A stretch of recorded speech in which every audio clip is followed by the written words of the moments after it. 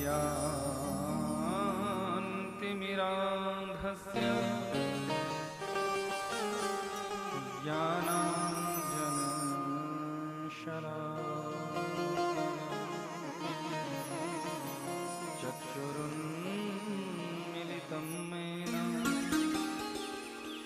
तस्मै श्रीगुरवे नमः।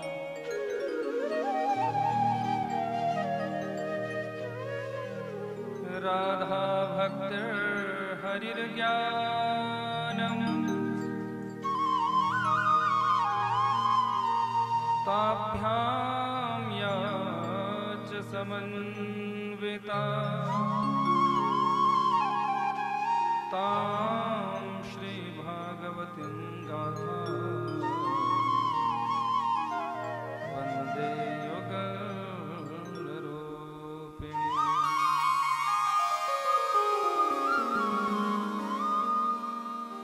आपदामपहर्तारम् दातारं सर्वसम्पदा लोकाभिरामं श्रीरामं भूयो नमाम्यहम्।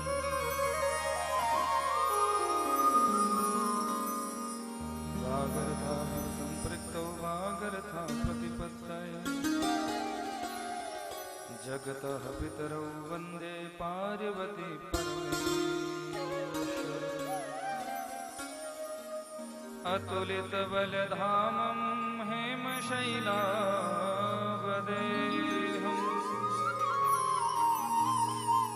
दनुजवनकृशानुं ज्ञानिनामग्रगण्यम्। सकलगुणनिधानं वानराणामधीशम्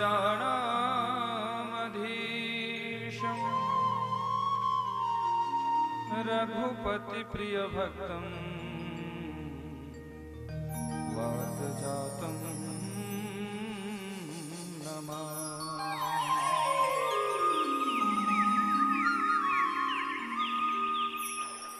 आइए हनुमंत विराजे कथा करूं मति अनुसार प्रेम सहित गादी धरूं विराजिए पवन कुमार। विराजिए पवन कुमार।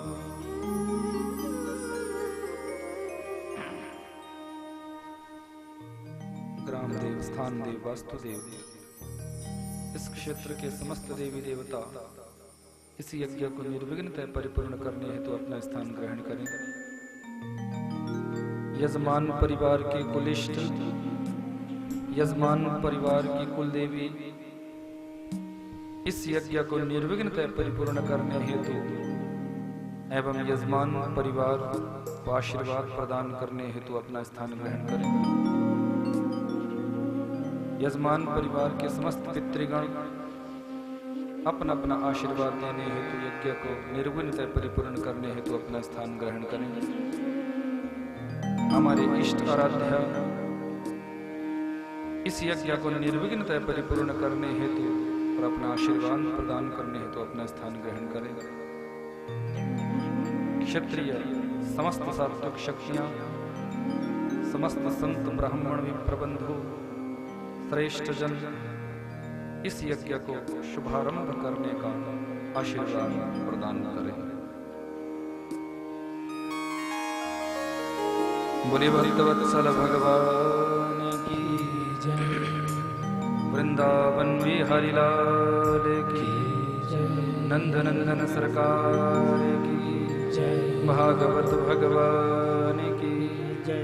आज के आनंद की जय। जय जय श्री राधे, जय जय श्री राधे, जय जय श्री राधे श्याम।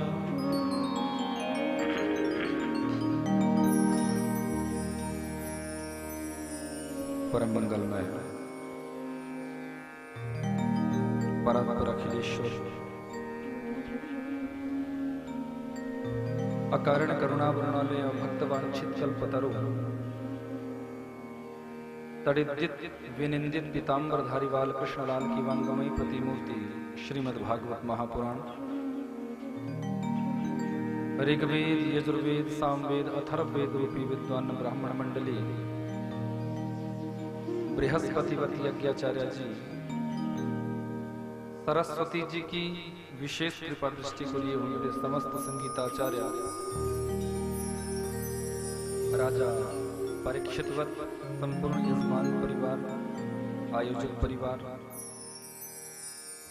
इस परम पुनीत प्रांगण में आयोजित श्रीमद् भागवत कथा का रसास्वादन करने हेतु शोभा यात्रा पुराण यात्रा कलश यात्रा में सम्मिलित होते हुए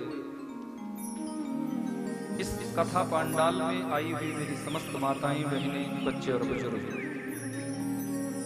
सर्वप्रथम इस पवित्र व्यास मंच से आप सभी के हृदय कमल में जो मेरे बांके बिहारी जी की झांकी विद्यमान है उनके श्री चरणों में मैं कोटिशः प्रणाम करता हूं। बोलिए भक्तवत्सल भगवान की बंधु परम सौभाग्य है आप सभी का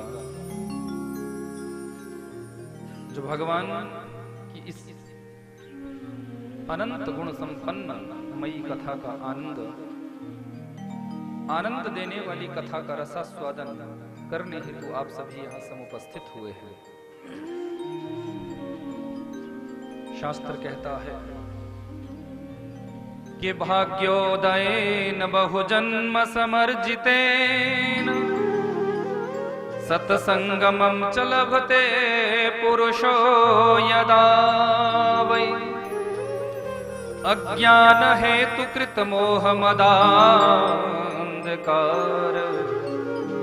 नाशं हि तदा दयते विवेकः। भाग्योदयेन बहुजन्म समर्जितेन सत्संगमं च लभते पुरुषो यदा वै।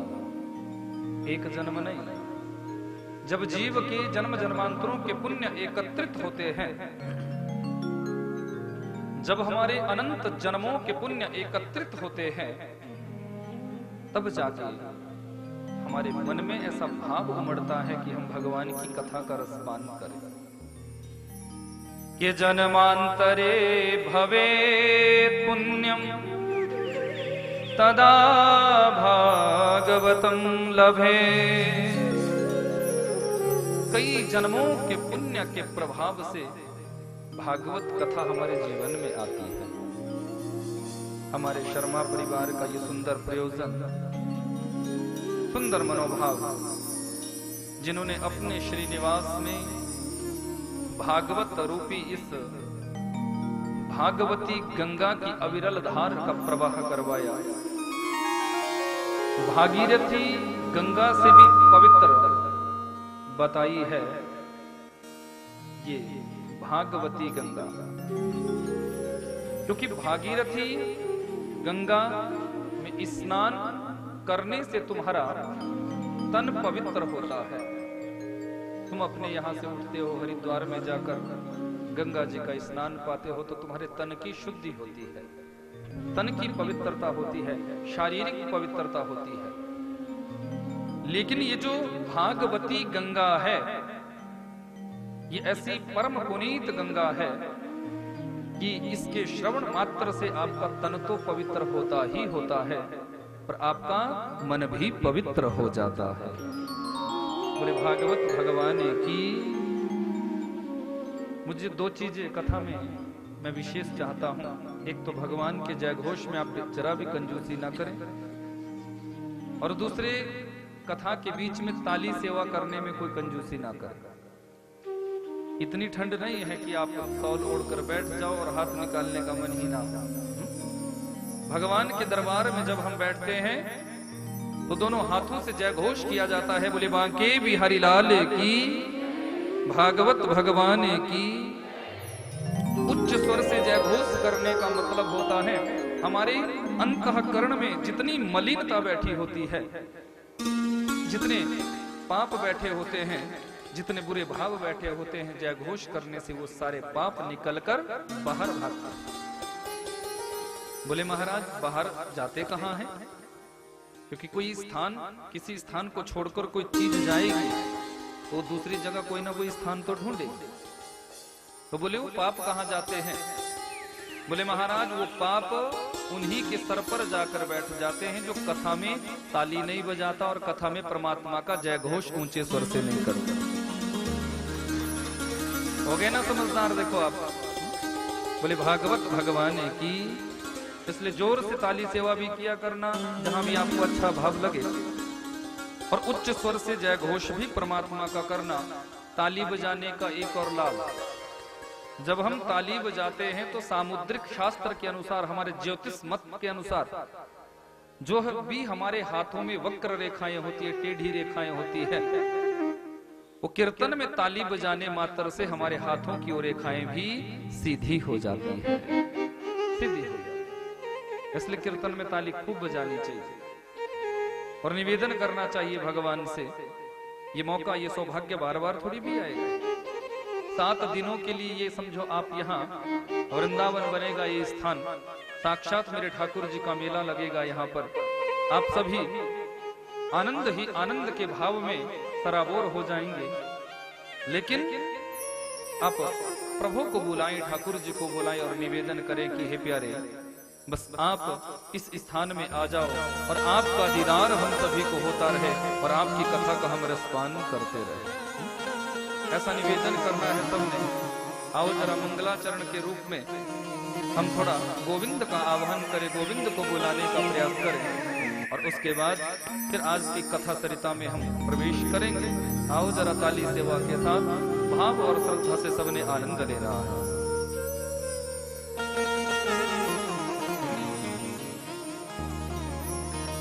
आ जाओ मेरे दिल में समा जाओ, आ जाओ मेरे दिल में समा जाओ। तो आओ मेरे नंदलाल आ जाओ, मेरे नंदलाल आ जाओ, आओ मेरे गोपाल आ जाओ, आइए भाव से मेरे गोपाल आ जाओ, आ जाओ मेरे मन में समा जाओ, आ जाओ मेरे मन में समा जाओ, आ जाओ मेरे दिल में समा जाओ, आ जाओ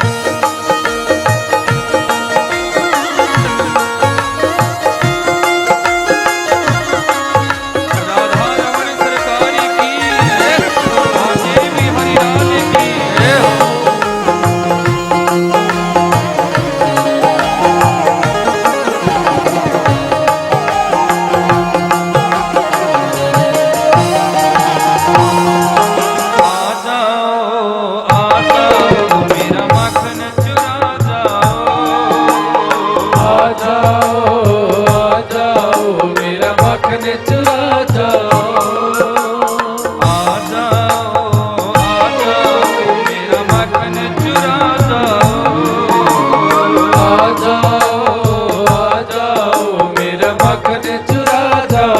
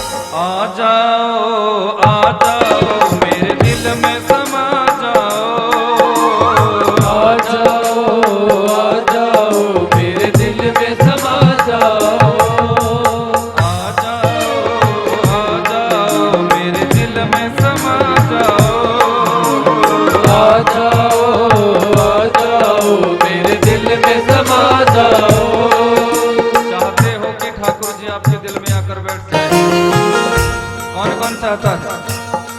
दोनों हाथ उठाकर बताइए।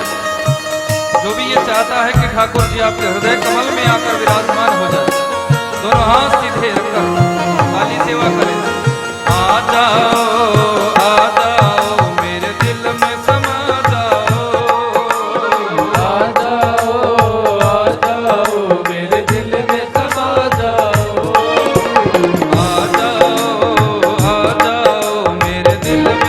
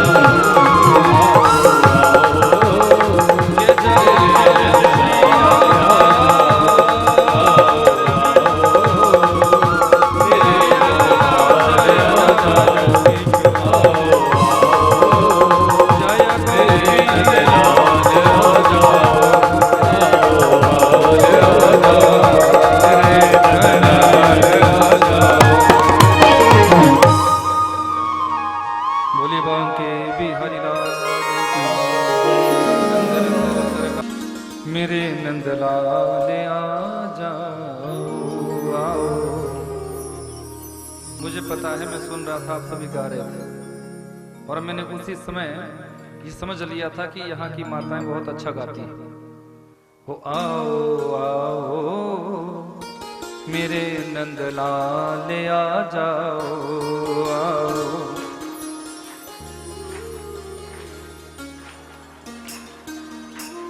आओ आओ मेरे गोपाल आ जाओ आओ। आ जाओ। बोले भक्तवत्सल भगवान की, वृंदावन बिहारी लाल की। भगवान के श्री चरणों से हमारा प्रेम बन सके, भगवान की कथा से हमारा अनुराग बन सके, ऐसा प्रयास जीवन में प्रत्येक जीव को करना चाहिए। कथा सुनने से पहले कथा के महत्व को, कथा की महिमा को, कथा की महात्म्य को सुनना अनिवार्य होता है, क्योंकि जाने बिना ना होई परतीत। जब तक उनके विषय में समझेंगे नहीं, सुनेंगे नहीं, तब तक उनसे प्रेम कैसे हो सकता है। इसलिए वेदव्यास जी ने कथा से पहले कथा के महात्म्य को सुनाया। वैसे तो अनंत पुराणों में श्रीमद् भागवत के महात्म्य को गाया गया है, लेकिन जो महात्म्य की कथा मैं आप सबको सुनाने जा रहा हूं, ये पद्म पुराण से लिया गया है। कल्पतरु है श्रीमद् भागवत। श्रीमद् भागवत की छांव में आकर जो विराजमान हो जाता है, उसके समस्त मनोरथ भागवत भगवान पूरा करते हैं। आप सभी से निवेदन, आप सभी अपना सर ढकें, माताएं अपने पल्लू फैलाएं, कमर सीधी करें, दोनों हाथ जोड़े। भागवत महिमा का मैं पहला मंत्र गाने जा रहा हूं और निवेदन करें, गोविंद से प्रार्थना करें कि सच्चिदानंद रूपाय विश्वोत्पत्त्यादि हेतवे तापत्रय विनाशाय श्री कृष्णाय वयं नमः। श्री कृष्णाय वयं नमः। भागवत महिमा का पहला मंत्र सच्चिदानंद रूपाय विश्वोत्पत्त्यादि हेतवे तापत्रय विनाशाय श्री कृष्णाय वयं नमः। थोड़ा सा समझने का प्रयास करेंगे। हम सभी अपने जीवन में कहते हैं सच्चिदानंद सच्चिदानंद सच्चिदानंद, और वो सच्चिदानंद है कौन?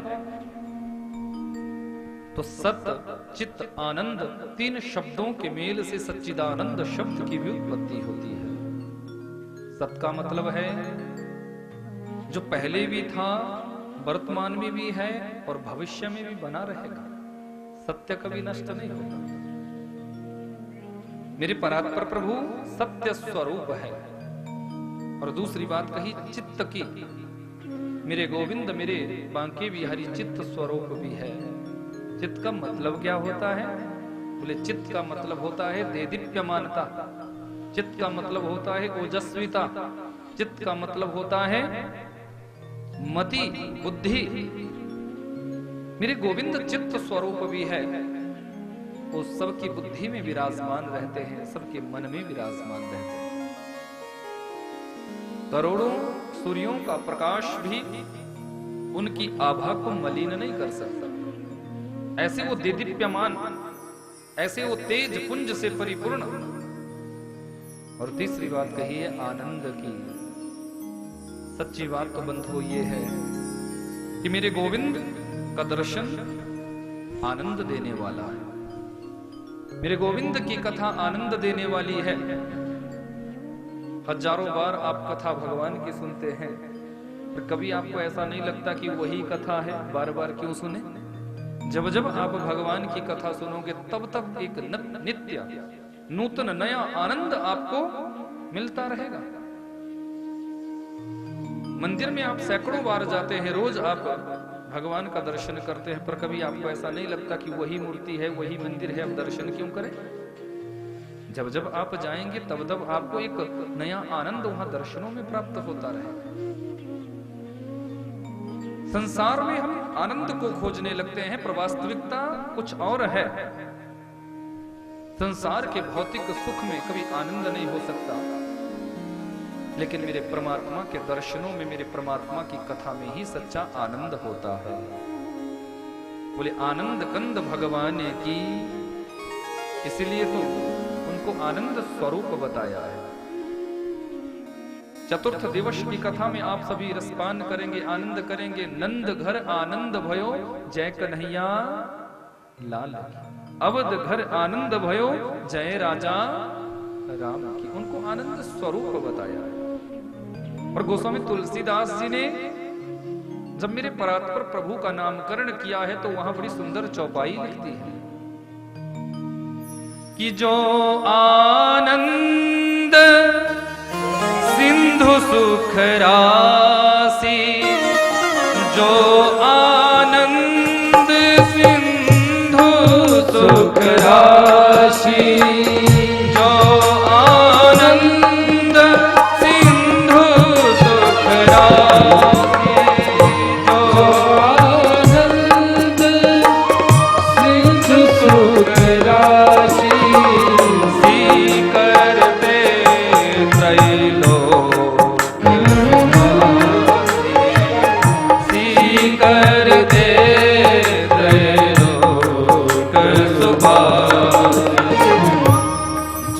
आनंद सिंधु सुख राशि सी करते त्रैलोक सुपासी।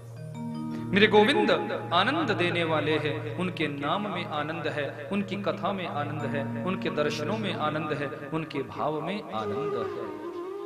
इसलिए उनको आनंद स्वरूप बताया है। सच्चिदानंद रूपाय विश्वोत्पत्त्यादि हेतवे, विश्व की उत्पत्ति करने वाले हैं और अपने आप उस विश्व का पालन करने वाले हैं और अंत में अपने द्वारा पालित पोषित विश्व को लेके गर्त में भी डुबाने वाले हैं। तापत्रय विनाशाय, आदि दैविक, आदि भौतिक, आध्यात्मिक, इन तीन प्रकार के तापों का उन्मूलन भगवान का दर्शन, भगवान की कथा, भगवान का नाम कर देता है। परमात्मा की कथा से जो आश्रय जोड़ लेता है, संबंध जोड़ लेता है, उसके जीवन में इन त्रितापों का नाश हो जाता है। और वैसे भी इस संसार में देखा जाए तो इन त्रितापों से कोई बच पाता है क्या? कि कोई तन दुखी, कोई मन दुखी, कोई धन बिन रहे तो उदास। थोड़े थोड़े बीच में 21 वर्षीय युवा संत सूत जी का पदार्पण हुआ। सूत जी को आते देख इन समस्त ऋषियों ने प्रणाम किया है। सूत जी को अच्छा नहीं लगा। सूत जी ने निवेदन किया, मेरी अवस्था मात्र 21 वर्ष की है, पर आप सभी की अवस्था हजारों वर्षों की है। आप ऐसे वृद्ध संत मुझे प्रणाम कर रहे हैं, अच्छा नहीं लग रहा है। लेकिन ऋषियों ने एक व्यवस्था दी है। हे सूत जी महाराज, शास्त्र कुछ व्यवस्था देते हैं कि धन वृद्धा, बल वृद्धा, आयु वृद्धा तथैव च, ते सर्वे ज्ञान वृद्धा, किंकरा शिष्य किंकरा। महाराज, धन वृद्धा, बल वृद्धा, आयु वृद्धा तथैव च, यदि कोई धन में बड़ा है उसको बड़ा नहीं माना जाता। धनाढ्य तो कोई भी हो सकता है, सेठ साहूकार तो कोई भी हो सकता है, जरूरी नहीं कि उसको बड़ा मान लिया जाएगा। बल वृद्धा, यदि कोई बल में भी बड़ा है तो उसको भी बड़ा नहीं माना जाता। आयु वृद्धा तथैव च, यदि अवस्था में भी कोई बड़ा है, आयु में भी कोई बड़ा है, तो महाराज उसको भी बड़ा नहीं माना जाता। ते सर्वेपि ज्ञान वृद्धा, उन सब में जो ज्ञान में बड़ा होता है, ज्ञान की जिसके अंदर अधिकता होती है, वही वास्तव में बड़ा होता है। हे सूत जी महाराज, जिन कथाओं का दर्शन अभी तक हमने किया भी नहीं है, उन कथाओं का रसपान आप अपने पूज्य गुरुदेव वेद व्यास जी के मुख से कर चुके हैं। इसलिए हम सभी आपको प्रणाम करते हैं और आज आपसे कुछ निवेदन करना चाहते हैं कि श्रेयसाम यद्भवे श्रेयः, पावनानाम च पावनम्, कृष्ण प्राप्ति करम शश्वत साधनम तद्वधाधुना। ऐसी कोई कथा, ऐसा कोई प्रसंग, ऐसा कोई चरित्र आप हमें सुनाओ जो हमारे जीवन में श्रेयस्कर हो, हमारे जीवन में गोविंद की भक्ति अवतरित हो जाए, हमारे जीवन में परमात्मा की भक्ति का साक्षात्कार हो जाए। सूताख्या ही कथा सारम मम कर्ण रसायन। ऋषियों ने तो यहां तक कह दिया कि महाराज अब कथा नहीं सुनना चाहता। कथा सुनते सुनते थक चुके हैं। बोले फिर ऐसा क्यों कहा? क्या इन ऋषियों के पास समय नहीं था? क्या ये ऋषि कथा सुनकर ऊब चुके थे जो इन्होंने कथासारम कहा? बोले महाराज, ये संत तत्वदर्शी थे, भविष्य दृष्टा थे, ये जानते थे आने वाले कलयुग में लोगों के पास इतना समय नहीं होगा कि वो 18 पुराणों की कथा को सुन सके। क्योंकि स्कंद महापुराण की कथा तो 45 दिन तक चलती है। किसी के पास इतना टाइम है जो 45 दिन तक कथा सुनेगा? लोग तो 7 दिन भी बड़ी मुश्किल से निकाल पाते हैं। 7 दिन में भी एक ही दिन हाजिरी लगती है, बोले बुलाया है तो जाना पड़ेगा। तो ऋषि हजारों वर्ष पहले ये जानते थे, इसलिए उन्होंने कथा सुनने के लिए नहीं कहा। क्या कहा? कथा सारम। बोले कथा का जो सार है, कथा का जो निचोड़ है, कथा का जो सार तत्व है, वो हम सुनना चाहते हैं। गदगद हो गए सूत जी महाराज। हे ऋषियों, मैं तुम्हारी जिज्ञासा को प्रणाम करता हूं। बड़ा सुंदर तुम्हारा मनोभाव, तुम्हारे मन की सुंदर भावना। मैं तुमको कृष्ण कथा का उपदेश करूंगा, कृष्ण कथा का रसपान कराऊंगा, लेकिन कथा सुनने के कुछ नियम है। उन नियमों को थोड़ा सा आप समझो। कथा को दत्तचित्त होकर सुनना चाहिए। एक आसन पर बैठकर कथा सुननी चाहिए। जितासनो जितश्वासो जित संगो जितेंद्रियः स्थूले भगवताम रूपे मनः संधारयेद्धियः। मन को भगवान की कथा से जोड़ देना चाहिए। कान हमारे भगवत कथा से जुड़ जाने चाहिए। दृष्टि हमारी परमात्मा का साक्षात्कार करे। कथा पांडाल में बैठने के बाद बाहर की कोई चर्चा ना हो। कथा पांडाल के बाद ये नहीं कि मोबाइल में बिजी हो जाओ। कथा पांडाल में बैठने के बाद ये नहीं कि तुम घर की चर्चा करने लग जाओ। कथा पांडाल में बैठने के बाद ये नहीं कि बैठे हो कथा में और याद आ रहा है घर परिवार। नहीं, दत्त चित्त होकर परमात्मा के बनकर समर्पण भाव से हमें भगवत कथा का साक्षात्कार करना चाहिए। ऋषियों, इस मनोभाव से जब कथा सुनी जाए तब ये कथा जीवन में प्रभाव डालती है। तब इस कथा का जीवन चरित्र पर असर होता है। तब जाके इस कथा का प्रभाव हमारे जीवन में समुपस्थित हो पाता है। भक्तवत्सल भगवान की। सूत जी कहते हैं, हे ऋषियों, एक समय की बात है, संत नारद जी समस्त धरती के तीर्थों का तीर्थाटन करने के लिए निकले। 3.5 करोड़ तीर्थों का वर्णन स्कंद महापुराण में आया है। इस धरा पर 3.5 करोड़ तीर्थ है, लेकिन उन तीर्थों में भी 48 तीर्थ मुख्य है, विशेष है। संत नारद जी इस धरा पर उतरे हैं।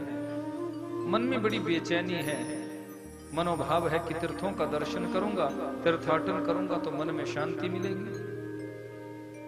जिस तीर्थ पर जाते हैं उस तीर्थ पर इन्हें शांति नहीं दिखती है, धर्म का दर्शन नहीं हो रहा। कि ना पश्यम कुत्रचित धर्मः मनः संतोषकारिकम् कलिना अधर्म मित्रेण धरेयं बाधिताधुना। कहीं भी धर्म का दर्शन नहीं है, कहीं भी शांति का दर्शन नहीं। कली के मित्र अधर्म ने और अधर्म के मित्र कली ने लोगों की बुद्धि को बिगाड़ कर रखा है। धरती के तीर्थों का तीर्थाटन करते करते जब दुखी हो गए, खिन्न मना जब नारद जी हो गए, तो संत नारद जी श्रीधाम वृंदावन पहुंचे।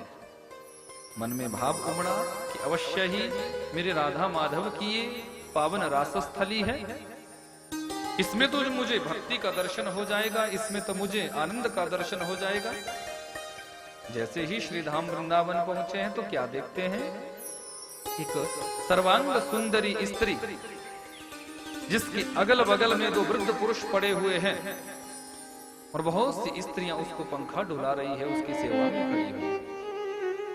नारद जी को मन हुआ कि यहां जाऊं, पर फिर विचार किया कि यदि इतनी नारियों के बीच में मैं अकेला पुरुष जाता हूं तो ये न्याय संगत नहीं है, शायद ये मर्यादा नहीं। तो नारद जी ये दृश्य देखकर वहां से मुड़ने लगे हैं। जैसे ही मुड़ने लगे हैं, उस सुंदर स्त्री ने आवाज लगाई है कि भो भो साधो क्षणम तिष्ठ मच्चिंताम अपि नाश। हे ब्रह्मन देवता, आप कहां जा रहे हैं? आप कृपा करके मेरे पास आओ और मेरी चिंता को दूर करो। नारद जी आगे बढ़े। देवी आपका परिचय? इस सुंदरी ने अपना परिचय दिया है, अहम भक्ति रीति ख्याता। हे महात्मन, मैं देवी भक्ति हूं, और जितनी भी ये स्त्रियां मेरी सेवा में खड़ी हुई है, आपको जानकर आश्चर्य हो, दुनिया की ये पवित्र नदियां हैं जो मूर्तिमान स्त्री का रूप लेकर मेरी सेवा में समुपस्थित हुई है। महाराज, ये जो दो वृद्ध पुरुष आप नीचे पड़े हुए देख रहे हैं, ये कोई और नहीं, ये मेरे दोनों पुत्र ज्ञान और वैराग्य है। संसार का नियम है, पहले माता पिता वृद्ध होते हैं, उसके बाद उनकी संतान वृद्ध होती है, लेकिन मेरे जीवन में उल्टा हो रहा है। मैं तो अभी युवती हूं, मैं तो अभी जवान हूं, मैं तो अभी सुंदरी हूं, और मेरे दोनों पुत्र ज्ञान और वैराग्य वृद्ध होकर मूर्छित होकर धरती पर गिरे हुए हैं। हे महात्मन, आपसे निवेदन, मेरे इन दोनों पुत्रों की वृद्धावस्था को दूर करने का कोई उपाय आप करो। महात्मा नारद जी ने कहा, आप चिंता ना करें देवी। उसी समय कमंडलू में से जल लिया है और उसे अभिमंत्रित किया कि वेद वेदांग घोषैश्च गीता पाठैर्मुहुर्मुहु। वेद वेदांगों के मंत्रों का उच्चारण किया है, गीता जी के पाठ को किया है, और वो जल ज्ञान और वैराग्य के ऊपर छिड़का है। एक क्षण के लिए ज्ञान और वैराग्य की मूर्छा टूटी है, खड़े हुए और फिर मूर्छित होकर गिर पड़े। नारद जी को बड़ी चिंता हुई कि जितना मैं जानता था वो सब कुछ तो मैंने इन पर प्रयोग किया, जितना मुझे आता था वो सब मैंने इन पर प्रयोग किया, लेकिन अधिक लाभ नहीं हुआ। जब कोई संत दुखी होता है तो परमात्मा को भी कष्ट होता है। उसी समय देववाणी हुई है, आकाशवाणी हुई है कि सत्कर्म सूचको नूनम ज्ञान यज्ञैः स्मृतो बुधैः श्रीमद्भागवतालापः सतु गीतः शुकादिभिः। उसी समय आकाशवाणी हुई, हे महात्मन, यदि आप चाहते हो ज्ञान और वैराग्य के बुढ़ापे को दूर करने के लिए, यदि आप चाहते हैं भक्ति देवी के कष्ट की निवृत्ति करने के लिए, तो इनके निमित्त सत्कर्म करो, सत्कर्म करो, सत्कर्म करो। संत नारद जी विचार करते हैं कि आकाशवाणी ने किस सत्कर्म के बारे में कहा। मैंने तो गीता जी का पाठ भी सुना दिया, वेद मंत्रों का उच्चारण भी कर दिया, और उससे भी लाभ नहीं हुआ। देवी भक्ति से कहने लगे, देवी आप बिल्कुल चिंता न करना, मैं तुम्हारे दोनों पुत्रों को स्वस्थ करूंगा, ये मेरा वचन है आपसे, आपके कष्ट की निवृत्ति करूंगा, ये मेरी प्रतिज्ञा है आपसे, आप यही मेरी प्रतीक्षा करना। संत नारद जी यहां से दौड़े हैं, दौड़ते दौड़ते बद्री विशाल धाम पहुंचे हैं। सनक सनंदन सनातन सनत कुमार ब्रह्मा जी के मानस पुत्र, अवस्था 5 वर्ष की ही रहती है। हजारों कल्प व्यतीत होने के बाद भी, हजारों युग परिवर्तित होने के बाद भी ये 5 ही वर्ष के रहते हैं, 5.5 के भी नहीं होते। चारों ने संत नारद जी को आते देखा तो प्रश्न किया है, चारों ने अलग अलग, कि कथम ब्रह्मन दीन मुखः कुतश्चिंता तुरो भवान् त्वरितं गम्यते कुत्र कुतश्चागमनं तव। हे ब्राह्मण देवता, क्यों दुखी हो रहे हैं, क्यों खिन्न मना आप दिख रहे हैं? संत की चाल तो हाथी की तरह होनी चाहिए, आप इतनी जल्दी जल्दी दिखा रहे हैं, क्यों? कौन सी चिंता, कौन सा दुख तुम्हारे जीवन में आन पड़ा है? कहां से आप आ रहे हैं, कहां आप जा रहे हैं, आप बताओ। महात्मा नारद जी ने निवेदन किया कि अहम तु पृथ्वीं यातो ज्ञात्वा सर्वोत्तमामिति पुष्करं च प्रयागं च काशीं गोदावरीं तथा। महाराज, मैं धरती के तीर्थों को श्रेष्ठ समझकर तीर्थों का तीर्थाटन करने निकला। मैं हरिद्वार गया, कुरुक्षेत्र गया, बद्री विशाल गया, धरती के तीर्थों का मैंने तीर्थाटन करना चाहा, पर ना पश्यम कुत्रचित धर्मः मनः संतोषकारकम् कलिना अधर्म मित्रेण धरेयं बाधिताधुना। कहीं भी मैंने धर्म का दर्शन नहीं किया, कहीं भी मैंने शांति का दर्शन नहीं किया। जहां मैं गया वहां अधर्म ने, कली ने सबकी बुद्धि को बिगाड़ कर रखा है। परिवार में यदि 4 सदस्य है तो चारों के मन भाव विचार बिल्कुल अलग है। लोग अपनी कन्याओं का विक्रय कर रहे हैं, व्यापार कर रहे हैं। यदि घर में कोई आयोजन करना है तो भाई की सलाह से नहीं कर रहा है। सलाह लेने के लिए ससुराल से साले साहब को बुलाया जाता है। भाई पड़ा बैठा सोचता रहता कि मेरी तो सलाह ली ही नहीं। महाराज, अधर्म ही अधर्म का दर्शन मैंने धरा पर किया। मैं चलते चलते श्री धाम वृंदावन पहुंचा। वहां मैंने बहुत बड़े कौतुक का दर्शन किया कि देवी भक्ति, जिसके दोनों पुत्र ज्ञान और वैराग्य मूर्छित अवस्था में पड़े हुए थे, मैंने उनकी मूर्छा को तोड़ने के लिए वेद मंत्रों का उच्चारण किया, गीता जी के पाठ को सुनाया, पर अधिक लाभ नहीं हुआ। वो वैसे के वैसे ही पड़े रहे। सनत कुमार मुस्कुराए। सनत कुमारों ने कहा फिर? बोले उसी समय आकाशवाणी हुई और आकाशवाणी ने सत्कर्म को करने के लिए कहा। अब मेरी समझ में ये नहीं आ रहा है कि आकाशवाणी ने, उस देववाणी ने किस सत्कर्म को करने के लिए कहा। वो कौन सा सत्कर्म है? कौन सा सत्कर्म मुझसे छूट गया जो मुझे करना चाहिए? सनत कुमार कहने लगे, हे देव ऋषि, कि श्रीमद् भागवतालापः सतुगीतः शुकादिभिः। बोले श्रीमद् भागवत की कथा ही सबसे ऊंचा सत्कर्म है। यदि आप चाहते हो ज्ञान और वैराग्य के बुढ़ापे को दूर करने के लिए, यदि आप चाहते हैं भक्ति देवी के कष्ट की निवृत्ति करने के लिए, तो उनके निमित्त श्रीमद् भागवत की कथा करवाओ। संत नारद जी हंसने लगे, बोले आप भागवत की बात कर रहे हैं? मैं जब बाप को सुनाकर आ गया तो बेटा क्या करेगा? संतों की भाषा थोड़ी अटपटी होती है। बोले महात्मा क्या कहना चाहते हो? बोले महाराज मैं तो यही कहना चाह रहा हूं कि भागवत का बाप कौन है? भागवत निकली कहां से है? कि निगम कल्पतरोर गलितम फलम। भागवत कहां से निकली? बोले वेद रूपी कल्प वृक्ष का पका हुआ फल ही तो श्रीमद् भागवत है।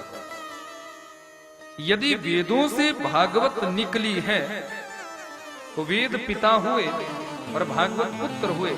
तो यदि मैं पिता का ही गान करके आ गया, वेद मंत्रों का ही गान करके आ गया, जब वेद मंत्र ही कुछ नहीं कर सके तो भागवत क्या कर लेंगे? भागवत क्या कर लेंगे?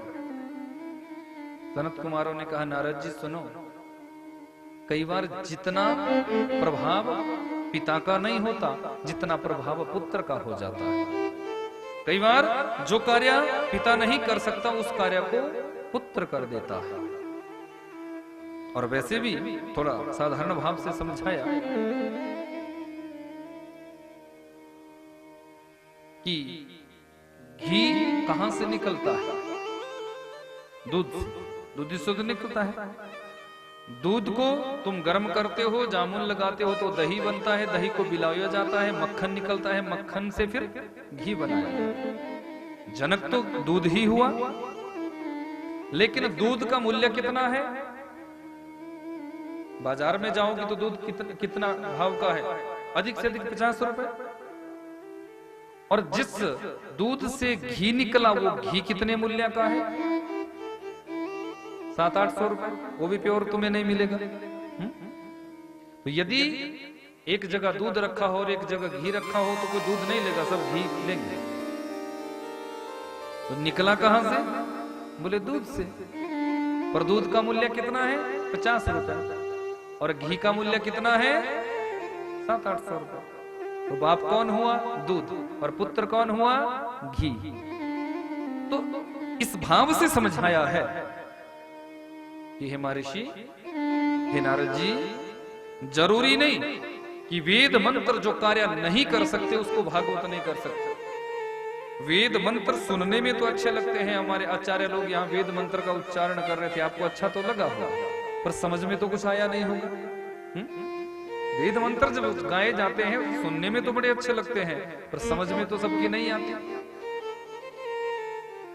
लेकिन भागवत की कथा जो सुनाई जा रही है वो तकरीबन सबकी समझ में आ रही होगी। आ रही है कि नहीं, बोलो जरा। यदि नहीं आ रही है तो मैं आपकी भाषा में बोलूं, आ रही है? तो वेद मंत्र सुनने के लिए अच्छे लग सकते हैं पर समझ में तो नहीं आती, और श्रीमद् भागवत की कथा का एक एक शब्द हमारी समझ में आ जाता है तो प्रभाव जीवन में वो डालता है जो तुम्हारी समझ में आता है। मैं यहां से भागवत कथा गा के चला जाऊं, आपकी समझ में कुछ आए ना, तो आपके जीवन में कोई परिवर्तन होगा नहीं ना। जीवन में परिवर्तन कैसे आएगा? जब मेरे द्वारा सुनाई गई भागवत आपके हृदय में उतर जाएगी, आपकी समझ में आ जाएगी। समझ में नहीं आएगी तो फिर सुनाने का अर्थ क्या रहेगा, सुनाने का मतलब क्या रहेगा? हे नारद जी, यदि आप चाहते हैं ज्ञान और वैराग्य के बुढ़ापे को दूर करने के लिए, यदि आप चाहते हैं भक्ति देवी के कष्ट की निवृत्ति करने के लिए, तो उनके निमित्त श्रीमद् भागवत की कथा करो। भागवत की कथा बड़े से बड़े पाप संताप को मिटा देती है। भागवत कथा समस्त सूतक पातक को नष्ट कर देती है, जन्म जन्मांतरों के पापों का क्षय कर देती है ये कथा। क्योंकि भ से भक्ति हमारे जीवन में आ जाती है, ग से ये कथा हमारे जीवन में ज्ञान दे देती है, और व से हमारे जीवन में ये कथा वैराग्य दे देती है, और त से ये कथा हमारे जीवन में त्याग के मार्ग पर भी हम सभी को चला देती है। कैसी है ये भागवत कथा? भक्ति ज्ञान वैराग्य और त्याग का जो प्रत्यक्ष दर्शन करा दे वही तो श्रीमद् भागवत है। गोविंद से जो मिला दे वो भागवत है। मन के समस्त कलमशों को जो मिटा दे वो भागवत है। परमात्मा से जो संबंध करा दे वो भागवत है। जीवन जीने की कला और मुक्ति का मार्ग सहज करा दे वो भागवत है। चरणों में प्रणाम किए महाराज। आप चारों भाई श्रेष्ठ वक्ता है, परम वक्ता है, आपसे बड़ा कोई वक्ता नहीं हो सकता। आप ही इस कार्य को संपादित करें। सनत कुमारों ने स्वीकृति दी, चलो ठीक है, हम भक्ति ज्ञान वैराग्य को कथा सुनाएंगे, पर थोड़ा हम नीचे उतरते हैं और आप भी श्री धाम वृंदावन से भक्ति ज्ञान वैराग्य को थोड़ा यहां लेकर आओ। तो संत नारद जी भक्ति ज्ञान वैराग्य को लेकर चले हैं श्री धाम वृंदावन से, और बद्री विशाल धाम से नीचे उतरे हैं सनक सनंदन सनातन सनत कुमार। 4 हैं वक्ता और 4 हैं श्रोता। हरिद्वार से जितनी दूरी वृंदावन की है, हरिद्वार से उतनी ही दूरी बद्री विशाल धाम की। केंद्र है हरिद्वार, वहीं पर व्यास मंच लगाया गया। चारों वक्ता व्यासपीठ पर विराजमान हुए और चारों श्रोता सामने विराजमान हुए हैं। तुलसी देवी की स्थापना हुई। जैसे ही बड़े बड़े संत महात्मा अमलात्माओं को पता चला कि यहाँ भागवती गंगा का प्रवाह होने वाला है, तो सारे संत वहां एकत्रित हो गए। कुंभ जैसा वातावरण हो गया है। भागवती गंगा का प्रवाह प्रारंभ हुआ है। संत नारद जी ने निवेदन किया, हे सनत कुमारों, आपसे मेरा निवेदन कि इस कथा का रसपान करने से क्या पापियों का भी उद्धार हो सकता है? जिन्होंने अपने जीवन में पाप कर्म किए हो, ऐसे महापापी का उद्धार क्या ये कथा कर सकती है? तो सनत कुमारों ने निवेदन किया, हे नारद जी, बड़े से बड़ा पापी यदि अपने जीवन में पाप कर्म करता है तो उस पापी की कथा सुना दी जाए तो महापापी का भी कल्याण ये भागवती भागीरथी कर सकती है, ये भागवती गंगा कर सकती है। पर इसमें आश्चर्य नहीं, आश्चर्य तो इस बात में तुम्हें होगा कि यदि पापी से पापी व्यक्ति भी मर जाए और मरने के बाद वो पिशाच बन जाए, भूत बन जाए, प्रेत बन जाए, अच्छा कर्म नहीं करोगे तो भूत पिशाच प्रेत ही तो बनोगे। तो यदि उन पापियों के निमित्त जो प्रेत बन जाते हैं, भूत बन जाते हैं, पिशाच बन जाते हैं, उस प्रेत के निमित्त भी यदि कथा करवा दी जाए तो उस महाप्रेत का भी भागवत कथा श्रवण करने मात्र से कल्याण हो सकता है। संत नारद जी ने कहा, महाराज ये बात को समझ में नहीं है, जीवन जीते जीते कथा को सुनना ये तो समझ में आ रहा है। हम सभी का जीवन है, हम चल रहे हैं, फिर रहे हैं, बोल रहे हैं, सुन रहे हैं, कथा सुन रहे हैं, तो समझ में आ रहा है कि कल्याण हो सकता है। पर मरने के बाद जब कोई प्रेत बन जाएगा, वो कथा कैसे सुनेगा? ये बात को समझ में नहीं आई। तो सनत कुमारों ने कहा, हे देव ऋषि, ऐसे समझ में आपके नहीं आएगा, आपका कथा सुनाकर हम बताते हैं। एक कथा सुनाई है, एक दृष्टांत सुनाया कि तुंगभद्रा तटे पूर्वम भूतपतनम उत्तमम यत्र वर्णा स्वधर्मेण सत्य सत्कर्म तत्परा। बोले महाराज, तुंगभद्रा का वो पावन तट, जिस नदी के किनारे एक गांव बसा हुआ है, जिस गांव का नाम है उत्तम ग्राम। इस गांव में समस्त वर्णों के लोग बड़े प्रेम से रह रहे हैं। उसी गांव में एक आत्मदेव नाम का ब्राह्मण भी वास करता है। पत्नी का नाम है धुंधली। आत्मदेव का जैसा नाम है वैसे ही चरित्र है। परमात्मा की पूजा करने वाला है, गायत्री उपासक है, भजन कीर्तन करने वाला है, दान पुण्य करने वाला है। पर पत्नी का जैसा नाम है वैसे ही विचार भाव, पत्नी के विचार बिल्कुल उल्टे। धुंधली कौन? बोले जिसकी मति पर अज्ञानता की धुंध चढ़ी हो। धुंधली कौन? जिसकी बुद्धि पर मलिनता की धुंध पड़ी हो, वही तो धुंधली है। पड़ोसियों का आना शुरू हुआ। पड़ोसी कहने लगे, बोले महाराज, हम देखते हैं आप रोज गौग्रास निकालते हैं, गौ सेवा आप खूब करते हैं, पर जो आंगन में आपके गौ बंधी हुई है वो तो 6 वर्षों से बांझ है, किसी बच्चिया को किसने जन्म नहीं दिया। दूसरा कहने लगा, बोले महाराज क्या बताएं, रोज हम देखते हैं आपको तुलसी जी के बिरवे में आप जल अर्पण करते हो, जल डालते हो, दीप जलाते हो, पर जिस तुलसी के बिरवे में आप जल अर्पण करते हो तुलसी का बिरवा तो बार बार सूख जाता है, क्यों? तीसरा कहने लगा, बोले महाराज आप निसंतान है, जो आपके यहाँ कोई बेटा बेटी नहीं, और शास्त्र कहते हैं कि जिसके यहाँ बेटा बेटी नहीं होते, हमने तो ये सुना है उसके पितर उससे असंतुष्ट रहते हैं, नाराज रहते हैं कि जल देने वाला भी कोई कुल में नहीं है। इसी से आपके घर में ये शब्द अपशुकुन हो रहे हैं।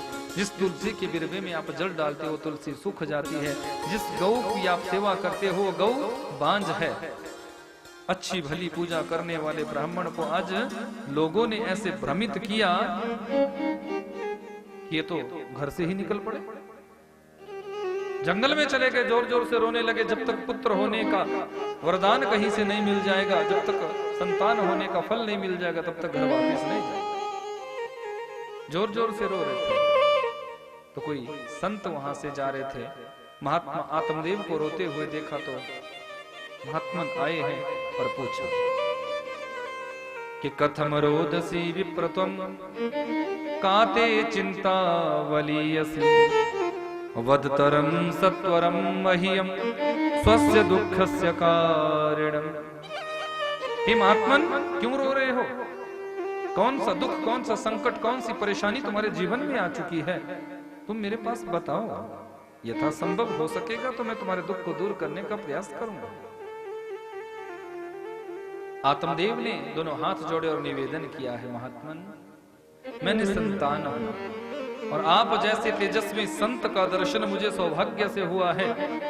आपसे बस इतना निवेदन कि मुझे ऐसा वरदान दे दो कि मैं संतानवान हो जाऊं, मेरे भी एक पुत्र हो जाए। महात्मा जी ने मस्तिष्क रेखा को पढ़ा और कहा कि देखो आत्मदेव, एक जन्म तो क्या 7 जन्मों तक भी तेरे जीवन में पुत्र सुख नहीं। मैं तुम्हारी मस्तिष्क रेखा को पढ़ रहा हूं और सुन, पुत्र नहीं है तो एक ही तो दुख है कि है ही नहीं। यदि पुत्र कुपुत्र हो जाएगा, पुत्र यदि दुष्ट पैदा हो जाएगा तो रोज दुखी होना पड़ेगा, रोज मरना पड़ेगा, पल पल में तो दुखी होएगा।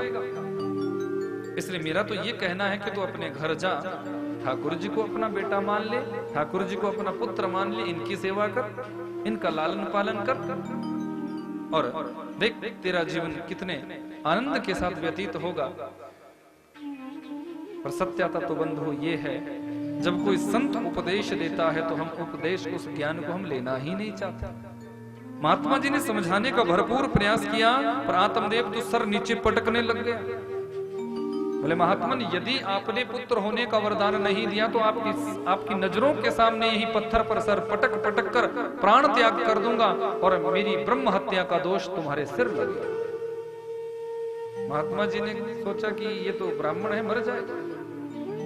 समझाने का तो भरपूर प्रयास किया पर जब नहीं माना तो अपनी झोली में से एक फल निकाला है और आत्मदेव को दिया है, जाओ विप्रदेव इस फल को अपनी पत्नी को खिलाना, अवश्य ही इस फल के पाने से तुम्हारी पत्नी गर्भवती हो जाएगी और तुम्हारे एक पुत्र हो जाएगा। आत्मदेव प्रसन्नता में पागल होकर दौड़े हैं, पत्नी को फल दिया, देवी इस फल को जल्दी पालो, इस फल को पाने से अवश्य ही तुम गर्भवती हो जाओगी और हमारे एक पुत्र हो जाएगा।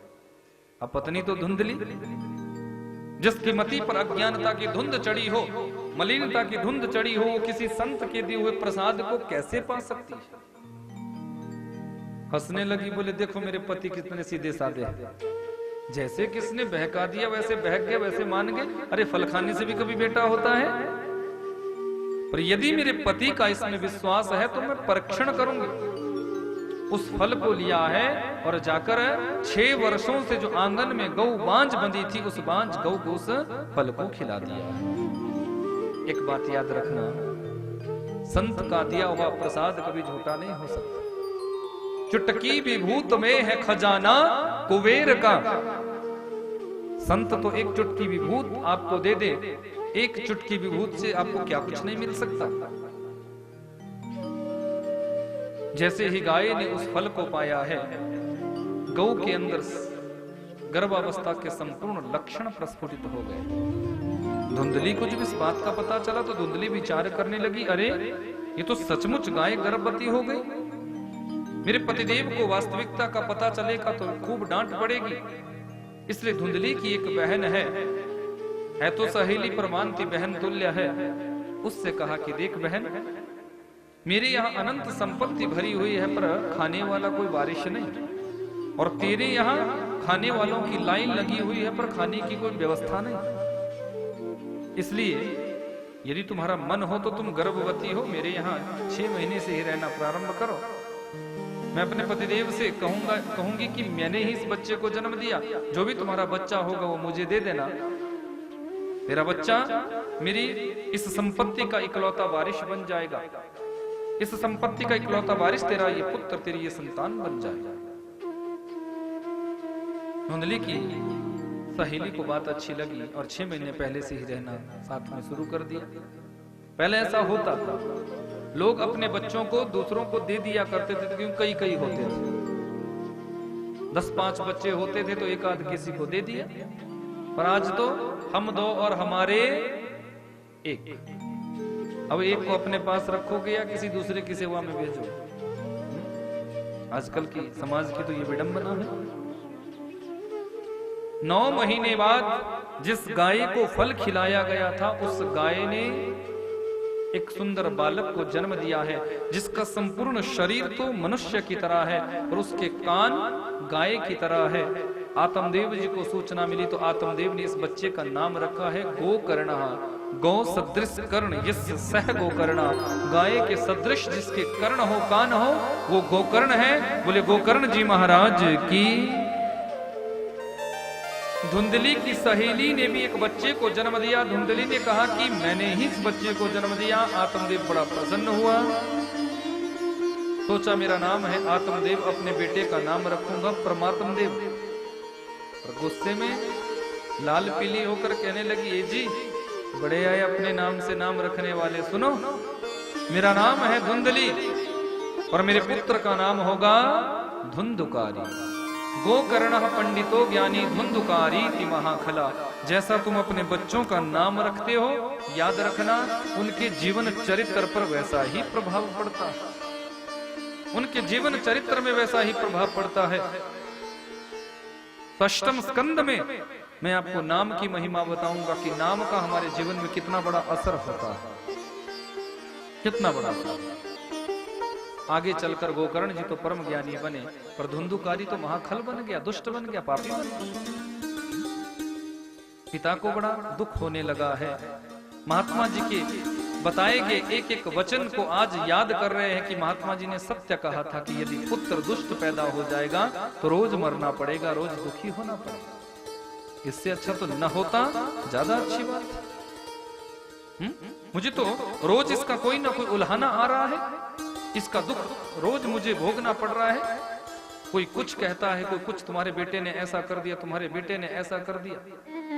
संतान यदि दुष्ट निकल जाए, पुत्र यदि कुपुत्र निकल जाए तो माता पिता को मरने तुल्य कष्ट होता है। कोई भी माता पिता ये नहीं चाहते कि हमारी संतान बुरी निकले।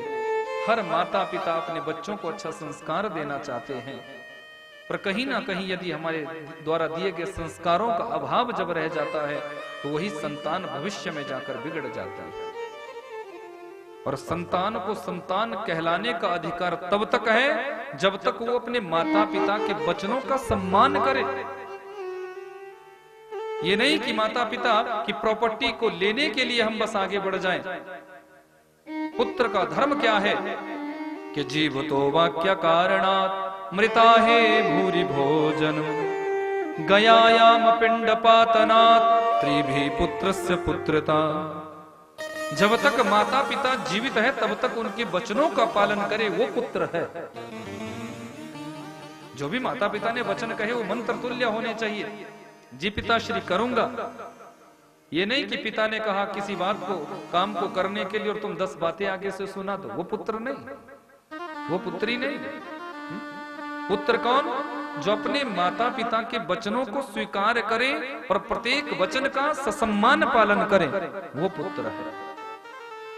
जब माता पिता का देहावसान हो जाए, उनके निमित्त अर्धदैहिक कर्म को करवाए, षोडशी से लेकर चतुर्वार्षिक श्राद्ध तक जितने भी कर्म आते हैं उनको बड़े भाव से करे। और जब चतुर्वार्षिक श्राद्ध हो जाए तो गयायाम पिंड पातना, गया जी में जाकर अपने पूर्वजों के निमित्त, अपने पितरों के निमित्त पिंडदान करके आए। त्रिभी पुत्रस्य पुत्रता, उसके बाद हम पुत्र कहलाने के अधिकारी बन पाते हैं। सिर्फ प्रॉपर्टी ले ली, नॉमिनी आपको बना दिया आपके माता पिता ने, वो मर गए और प्रॉपर्टी तुम्हें मिल गई और तुम पुत्र बन गए, बिल्कुल। पुत्र कहलाने का अधिकार तब है यदि इन वचनों को हम अपने जीवन में उतारें और इन वचनों के आधार पर हम अपने जीवन को यापन करें, तब जाके हम पुत्र कहलाने के अधिकारी बनते हैं। आत्मदेव तो बड़ा दुखी है, खिन्न मना है, बेटा तो सुनता नहीं। जब आत्मदेव को दुखी देखा तो ये गोपुत्र गोकर्ण प्रेम से आत्मदेव को पिता ही बुलाता है। पिताश्री, आप जैसा ज्ञानी आज दुखी हो रहा है। आप जैसा श्रेष्ठ ज्ञानी यदि दुखी होगा तो साधारण संसार वालों की क्या व्यवस्था रहेगी। अवश्य ही पिताश्री आप इस शरीर को अपना मान बैठे हैं, अवश्य ही पिताश्री इस संसार को आज अपना मान बैठे हैं, पर मैं निवेदन करना चाहूंगा आपसे, पिताश्री ये संसार किसी का बन पाया है क्या? पिताश्री संसार की बात तो दूर की है, संसार को तो आप छोड़ो, ये शरीर भी अपना नहीं है। जिस शरीर पर हमें इतना अभिमान होता है, इसकी सुंदरता पर अभिमान होता है, इसके बल पर अभिमान होता है, पर सत्याता तो पिताश्री ये है कि शरीर भी अपना नहीं, शरीर का कोई भी अंग हमारा नहीं, शरीर की ये इंद्रियां हमारी नहीं। यदि शरीर हमारा होता तो पिताश्री ये वृद्ध क्यों हो जाता है? हमारे अनुसार इसे चलना चाहिए था। वृद्धावस्था का आवरण क्यों चढ़ जाता है? ये आंखें यदि हमारी होती तो आंखों में देखना कम क्यों हो जाता है, चश्मा क्यों चढ़ जाता है? यदि पिताश्री ये कान हमारे होते तो कानों में सुनाई देना कम क्यों हो जाता है? सत्यता तो ये है पिताश्री, ये शरीर भी अपना नहीं है, ये भी हमारे पास किसी का दिया हुआ है। ये शरीर भी अपना नहीं, ये संपत्ति, वैभव, ये संसार, ये दुनिया, दुनिया का कोई भी लोग अपना नहीं है। फिर दुख किस बात का? मैं शरीर हूं ऐसा भाव जो रखते हैं वो दुखी होते हैं, पर मैं आत्मा हूं ऐसा उच्च भाव जिनका होता है वो प्रसन्न रहते हैं। दुख इस शरीर को हो सकता है, आत्मा को नहीं। पीड़ा इस शरीर को हो सकती है, आत्मा को नहीं। भूख इस शरीर को लगती है, आत्मा को नहीं। क्योंकि भोजन इस शरीर की डाइट है, याद रखना। इस शरीर की डाइट क्या है? भोजन, अन्न। कलयुग में अन्न में ही प्राण है। पर आत्मा की डाइट क्या है? बोले आत्मा की डाइट है भजन। जितना भजन करोगे तुम्हारी आत्मा प्रसन्न रहेगी, आनंद रहेगा, तुम्हारे हृदय में भगवान का वास बना रहेगा। और जितना भोजन अधिक लोगे तुम्हारा ये शरीर वो है ना कि फले भी और फूले भी, तो फले और फूले इतना कि जितना तुम संभाल सको। ये ना हो कि दो दो लोग फिर उठाने के लिए लग जाओ, तब तुम उठो और तब तुम चलो, इतना भी मत पाना। शास्त्रों में तो इतना लिखा है कि एक मुट्ठी अन्न, जितना हमारी मुट्ठी में अन्न आता है ना उतना हमारे शरीर की पुष्टि करने के लिए पर्याप्त होता है। जितना अनाज तुम्हारी मुट्ठी में आ जाए, अब इससे ज्यादा यदि पाओगे तो समझ लेना फिर शरीर में कहीं ना कहीं बीमारियां तो आएगी ही। इतना सुंदर उपदेश आज पिता को दिया है। देखो ज्ञान भले ही छोटा दे उसको भी लेना चाहिए। पुत्र भी ज्ञान दे सकता है यदि उसके अंदर ज्ञान की अधिकता है। आज अपने पिता आत्मदेव को गोकर्ण जी ने ऐसा सुंदर ज्ञान दिया है कि आत्मदेव के अंतःचक्षु आज खुल गए हैं और पुत्र के द्वारा दिए गए ज्ञान को अपने हृदय में उतारा है और उसी समय घर का त्याग करके जंगल में जाकर भजन भगवान का प्रारंभ कर दिया। गोकर्ण जी तीर्थों का तीर्थाटन करने निकल पड़े। अब घर में अकेली धुंधुली और धुंधुकारी दोनों का साम्राज्य। अब तो चोरी करने लगा है, वैश्य गमन करने लगा है, मदिरा का पान करने लगा है, मांस भक्षण करने लगा है। घर का सारा धन चुराकर इसने जुए में ये हार चुका है। जब सारा धन समाप्त हो गया तो आज अपनी माँ को ही मदिरा का पान करके गले से पकड़ लिया। बता बुढ़िया धन कहाँ छुपाया? धुंधली को बड़ा बुरा लगा कि जिस पुत्र को मैंने इतने लाड प्यार से पाल पोस कर बड़ा किया वो पुत्र मुझे मार देना चाहता है। इस दुष्ट पुत्र के हाथों मरने से अच्छा है कम से कम अपने आप मरूं। रात्रि में उठी है और गांव के बाहर एक सूखा कुआं, जिस सूखे कुएं में कूदकर इसने अपने प्राणों का त्याग किया। अब तो अकेला धुंधुकारी रोक टोक करने वाला कोई बचा ही नहीं। 5-5 वैश्याओं को लाकर अपने पिता के मंदिर जैसे घर को इस दुष्ट ने दूषित कर दिया। इन वैश्याओं का संसर्ग करता है, मदिरा का पान करता है। वैश्याएं शरीर की भूखी होती है, धन की भूखी होती है। धन जब कम होने लगा तो इससे कहा और धन लाओ नहीं तो हम भाग जाएंगे। राजा के यहाँ चोरी करने गया है, बहुत सा धन चुरा कर लाया। वैश्याओं को जब पता चला तो समझ गई कि राजा इसे भी मारेगा और हमें भी दंडित करेगा। तो मदिरा का पान कराया, बिस्तर से रस्सियों से बांधा, जबरदस्ती इसको मार कर भाग जानी चाहती है, जबरदस्ती गला घोंट कर मारना चाहती है, पर ये मरे ना। अब जलते हुए अंगार लेकर आई है और इसके मुंह में ठूंसे है। मौत आई नहीं थी, जबरदस्ती इन वैश्याओं के हाथों से मरा है। इसलिए अच्छा कर्म कोई किया नहीं था जो मुक्ति होती, इसलिए महाप्रेत बना है, महाप्रेत बना है। गोकर्ण जी को सूचना मिली तीर्थों पर, तो गया जी में जाकर पिंडदान किया, तर्पण किया। समय व्यतीत हुआ। एक दिन गोकर्ण जी का मन हुआ कि अपने गांव का दर्शन करूं।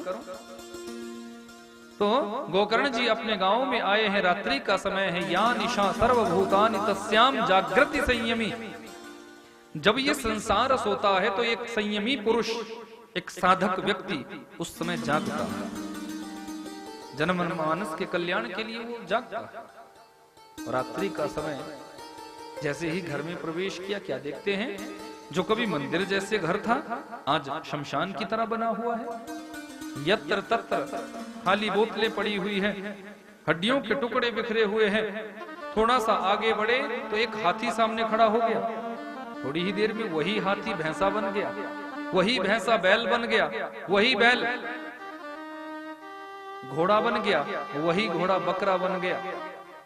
गोकर्ण जी समझ गए अवश्य ही कोई महाप्रेत है और रूप बदल बदल कर मुझे भयभीत करना चाहता है। कमंडलू में से जल निकाला है, अभिमंत्रित किया और इस महाप्रेत पर छिड़का। तुम कौन हो? अपने वास्तविक रूप में आओ। मुझे क्यों डरा रहे हो, क्यों भयभीत कर रहे हो? ये महाप्रेत अपने रूप में आया है और दोनों हाथ जोड़े कि अहम भ्राता त्वदीयोऽस्मि धुंधुकारीति नामतः स्वकीये दोषेण ब्रह्मत्वं नाशितं मया। अहम भ्राता त्वदीयोऽस्मि धुंधुकारीति नामतः स्वकीयेनैव दोषेण ब्रह्मत्वं नाशितं मया। भैया, मैंने अपने दुष्चरित्र के द्वारा, दुष्कर्मों के द्वारा अपने ब्रह्मत्व को नष्ट कर दिया है। मेरे अंदर जो ब्रह्मत्व था वो नष्ट हो चुका है। मैं महाप्रेत बन चुका हूं।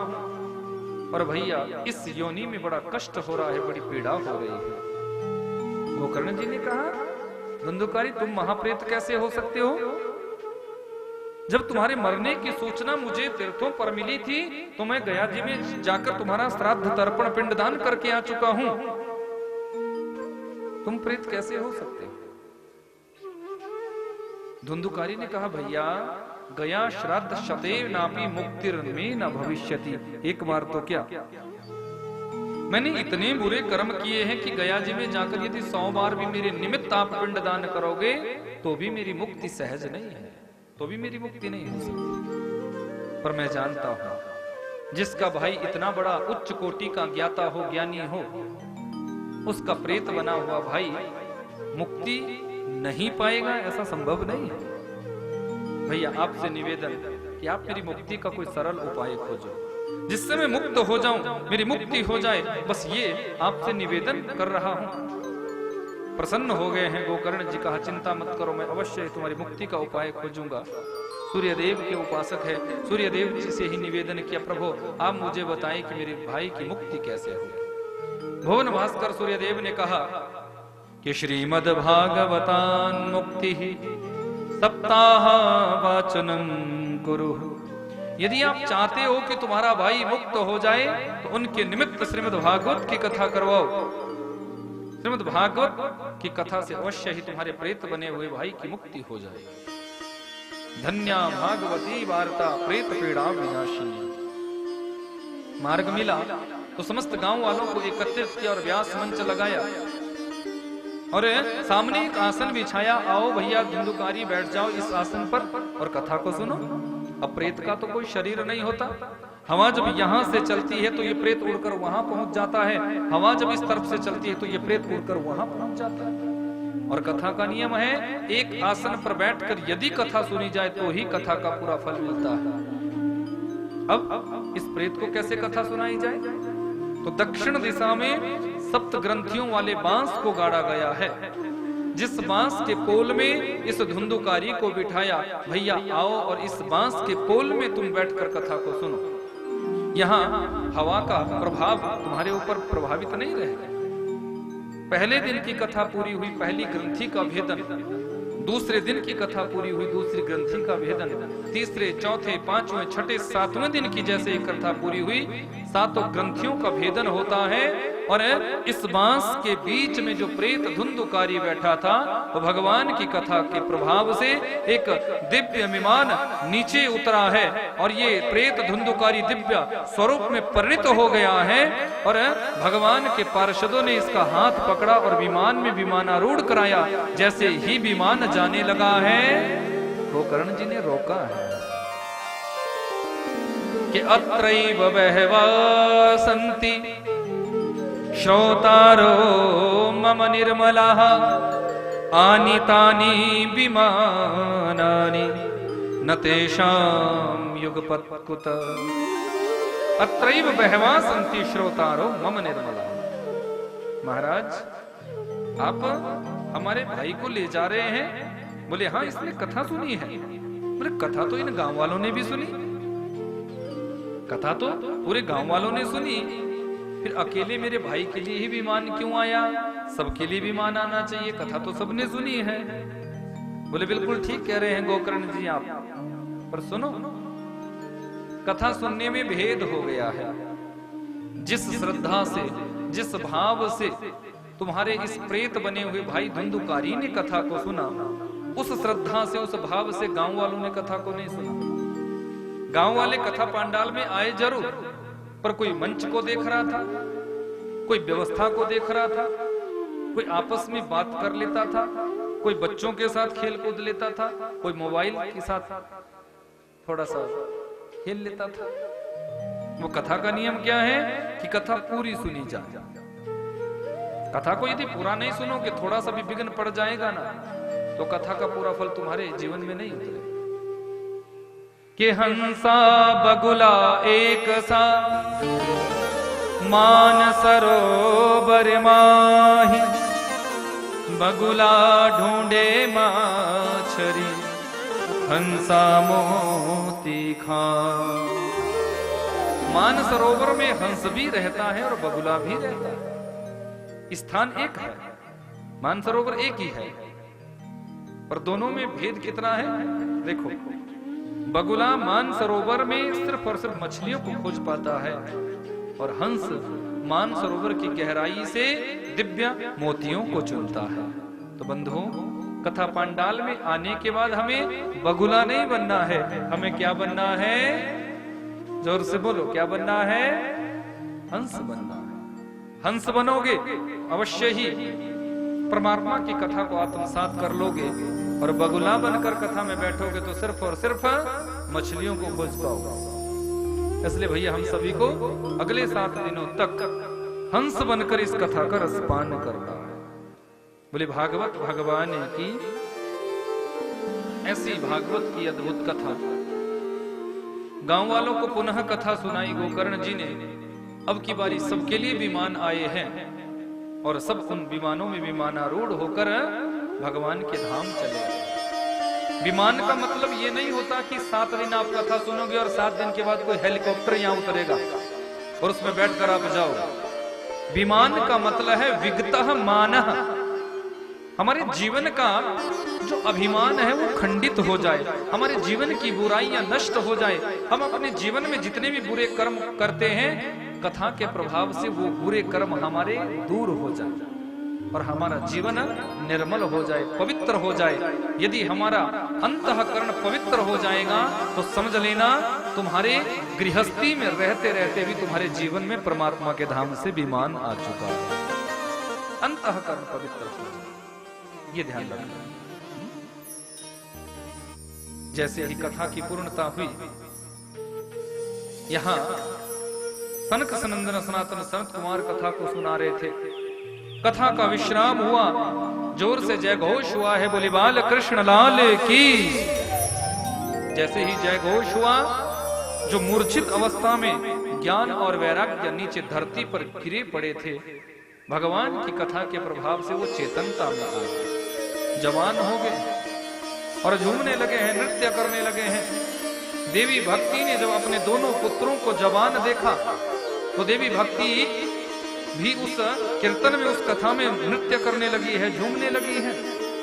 प्रहलाद जी ताली बजाने लगे हैं, कंसा उद्धव बजाने लगे हैं, ढोल मृदंग बजने लगे हैं कि प्रहलाद स्थालधारी गतितया तरलतया चौद्धव कंस्यधारी वीणाधारी सुर ऋषि राग करतार्जुनो भू इंद्रो वादि मृदंगम जय जय शुकरा कीर्तने ते कुमारा यत्राग्रे भाव वक्ता सर सरचनया व्यास पुत्रो बभूव। प्रहलादस्तालधारी, कीर्तन में ताली बजाना किसने प्रारंभ किया? प्रहलाद जी ने।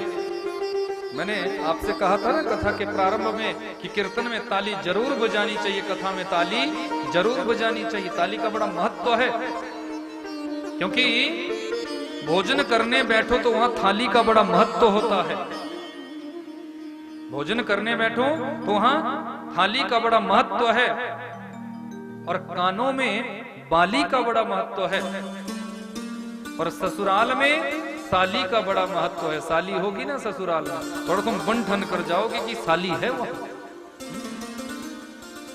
और यदि साली नहीं होगी तो जैसा मिल जाए उसमें तुम चल पड़ते हो। किसी ने पूछा, अरे थोड़ा सा कुछ सज समर लेते, बोले किसके लिए?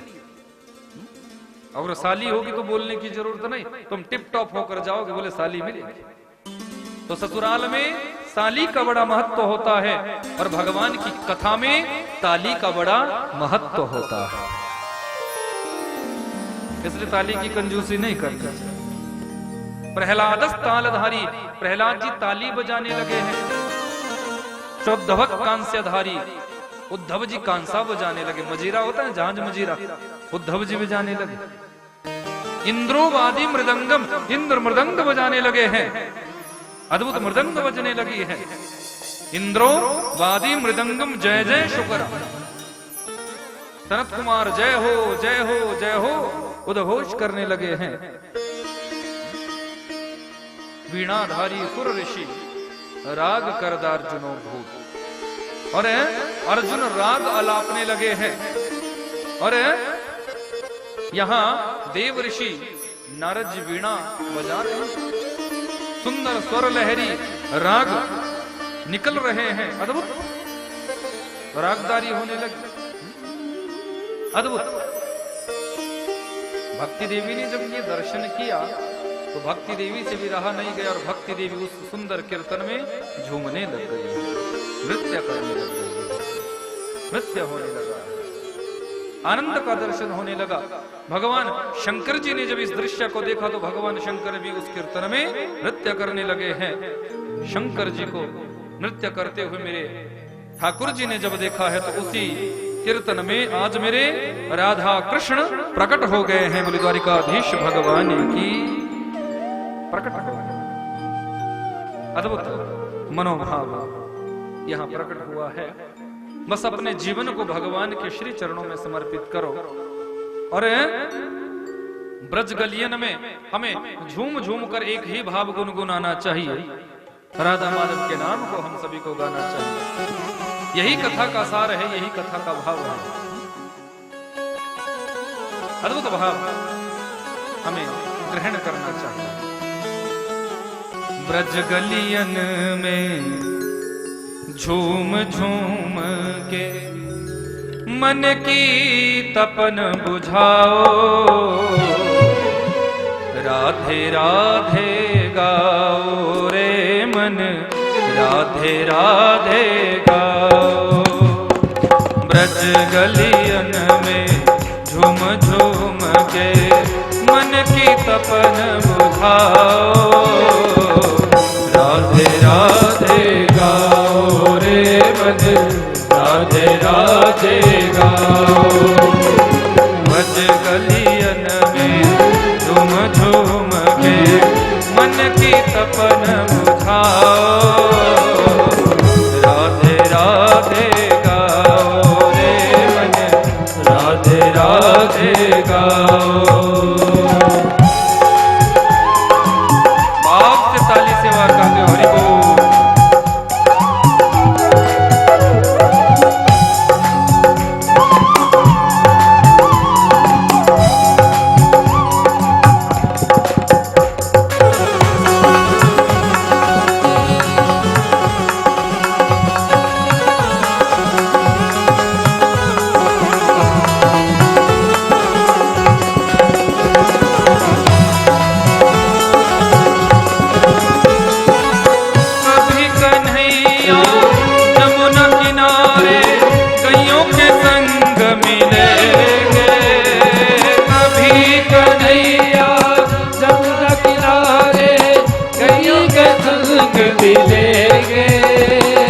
जितनी तमन्ना मन में बसी है, एक एक उनसे कहेंगे।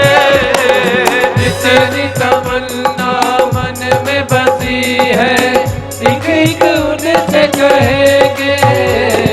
मन के मन मंदिर में प्यारे बांके बिहारी बिठाओ, राधे राधे गाओ रे मन राधे राधे गाओ। ब्रज गलियन में झूम झूम के मन की तपन बुझाओ। राधे राधे गाओ रे मन राधे राधे गाओ। राधा रानी सरकार की बाके बिहारी। ज्ञान वैराग्य का बुढ़ापा दूर होता है, भक्ति देवी परिपुष्ट होती है। ये भागवत कथा का महात्म्य अभी आपने सुना। अब भागवत की कथा का शुभारंभ हुआ है, भागवत कथा का प्रारंभ। भागवत कथा के शुभारंभ में वेद व्यास जी ने किसी देवी या देवता की वंदना गाकर स्तुति नहीं की है। किसी देवी या देवता की स्तुति गाई हो तब जाके शुभारंभ किया, बोले नहीं। बोले फिर सत्य को प्रतिपादित किया, सत्य की वंदना की। क्यों? क्योंकि वेद व्यास जी जानते हैं कि आने वाले युग में कोई सत्य नहीं बोलेगा, कोई सच नहीं बोलेगा।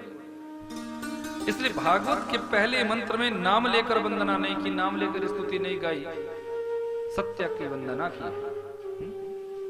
सत्य की वंदना कि जन्माद्यस्य अन्वयादितरतश्चार्थे स्वविज्ञ स्वराट् तेने ब्रह्म हृदय आदि कवये मोह्यन्ति सूरयः तेजो वारि मृदाम यथा विनिमयो यत्र तृषगो मृषा धाम्ना स्वेन सदा निरस्तकुहकं सत्यं परं धीमहि। जन्माद्यस्य अन्वयादितरतश्चार्थे स्वविज्ञ स्वराट्। जन्म लेते ही जिनका व्यतिरेक हो गया, अन्वय हो गया, विच्छोह हो गया, विच्छेद हो गया। जन्म कहाँ हुआ?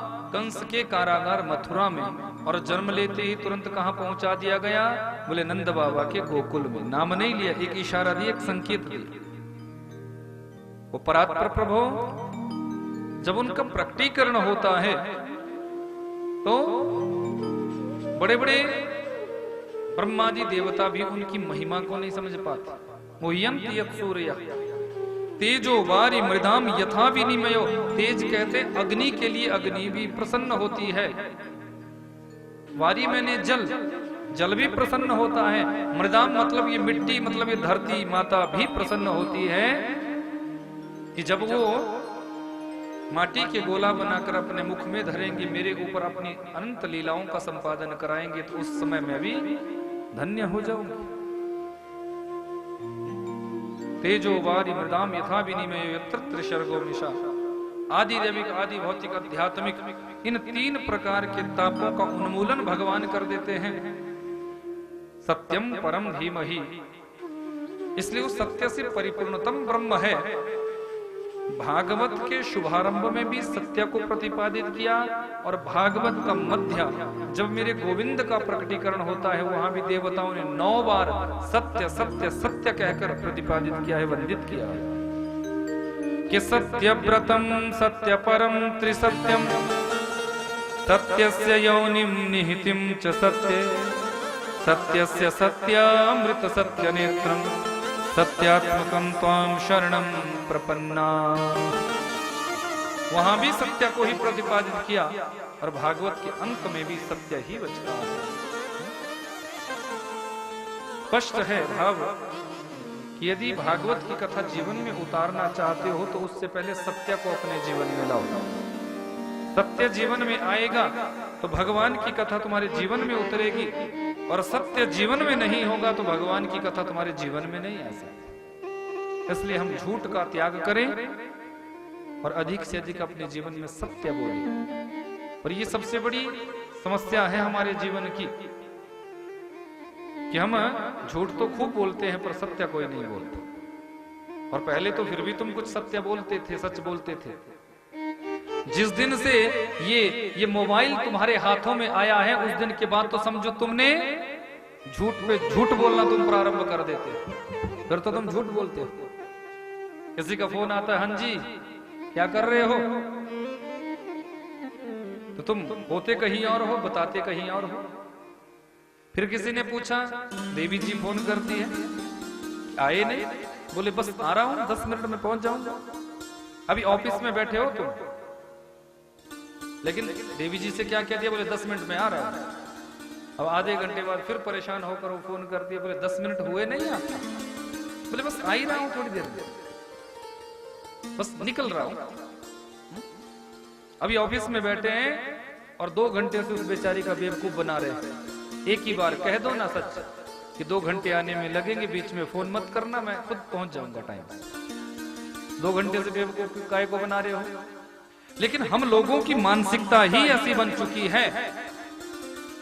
अब तुम झूठ बोलोगे, बच्चे पास में होते हैं, बच्चे भी देखेंगे कि है तो यहाँ बोल रहे हैं कुछ और, तो बच्चे भी झूठ बोलना सीख जाते हैं। और कई बार तो तुम खुद बच्चों को बोलते शोर मत करना, पता नहीं लगना चाहिए, ऐसा लगना चाहिए कि ऑफिस में हूं। होते घर में हो और बताते क्या? बोले ऑफिस में हो महाराज। अब बच्चे भी जैसा तुम करोगे वैसे बच्चे सीखेंगे। बोले जब माताजी पिताजी खूब झूठ बोलते हैं तो हम पीछे काय को रहे? तो बच्चे भी फिर झूठ बोलते हैं, सिखा तो तुम रहे हो। तो भागवत कथा का पहला मंत्र हमें क्या सिखाता है कि अधिक से अधिक हम अपने जीवन में सच बोलने का प्रयास करें। यदि सत्यता को जीवन में लाओगे तो ये कथा तुम्हारे जीवन के ऊपर असर डाल सकती है। तो भागवत की कथा जीवन में अवतरित हो।